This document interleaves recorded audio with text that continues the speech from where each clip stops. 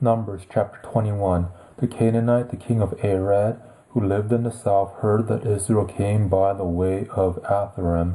He fought against Israel and took some of them captive. Israel vowed a vow to Yahweh and said, "If you will indeed deliver this people into my hand, then I will utterly destroy their cities." Yahweh listened to the voice of Israel and delivered up the Canaanites, and they utterly destroyed them and their cities. The name of the place was called Hormah.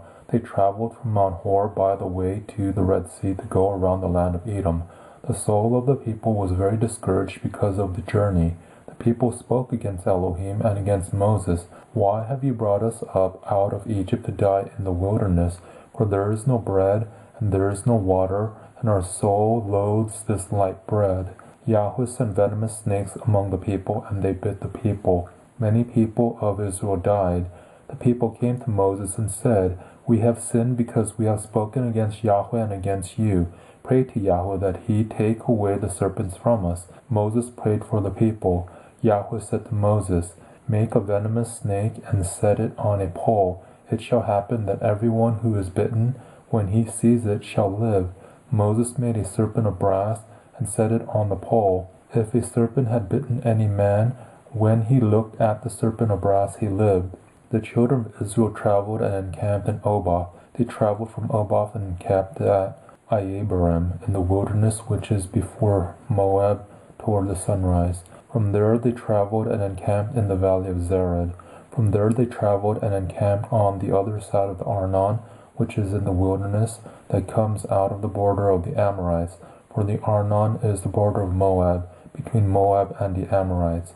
Therefore it is said in the book of the wars of Yahweh, Vaheb and Suphah, the valleys of the Arnon, the slope of the valleys that incline toward the dwelling of Ar, leans on the border of Moab. From there they traveled to Beer, that is the well of which Yahweh said to Moses, "Gather the people together, and I will give them water."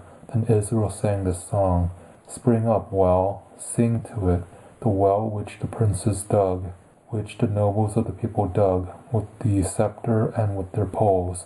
From the wilderness they traveled to Mattanah, and from Mattanah to Nahaliel, and from Nahaliel to Bamoth, and from Bamoth to the valley that is in the field of Moab, to the top of Pisgah, which looks down on the desert. Israel sent messengers to Sihon king of the Amorites, saying, "Let me pass through your land. We will not turn aside into field or into vineyard. We will not drink of the water of the wells. We will go by the king's highway until we have passed your border." Sihon would not allow Israel to pass through his border, but Sihon gathered all his people together and went out against Israel in the wilderness and came to Jahaz. He fought against Israel. Israel struck him with the edge of the sword and possessed his land from the Arnon to the Jabbok, even to the children of Ammon, for the border of the children of Ammon was strong. Israel took all these cities. Israel lived in all the cities of the Amorites in Heshbon and in all its villages.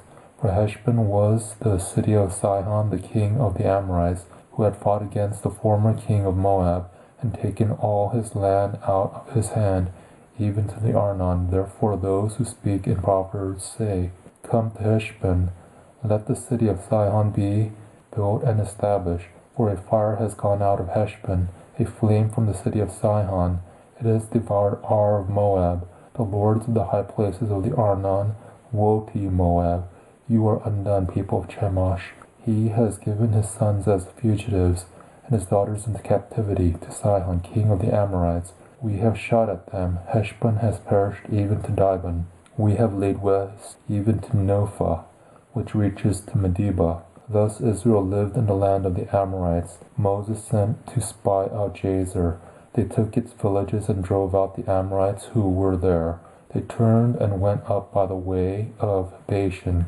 Og, the king of Bashan, went out against them, and he and all his people to battle at Edrei. Yahweh said to Moses, "Don't fear him, for I have delivered him into your hand, with all his people and his land. You shall do to him as you did to Sihon king of the Amorites, who lived at Heshbon." So they struck him with his sons and all his people, until there were no survivors, and they possessed his land.